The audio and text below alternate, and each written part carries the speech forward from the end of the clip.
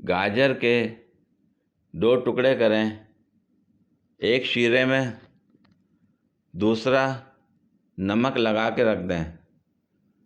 چند دن بعد ایک ٹکڑا مربع اور دوسرا اچار بن جائے گا۔ گاجر وہی لیکن ماحول مختلف، نتیجہ الگ، لہٰذا جو کچھ بننا چاہیں تو ویسے ہی ماحول کے لوگوں میں بیٹھیں۔ یہ مثال پسند نہ ہو تو گاجر دھو کر کھا لیں۔ نہ میں نے کچھ کہا، نہ آپ نے کچھ سنا۔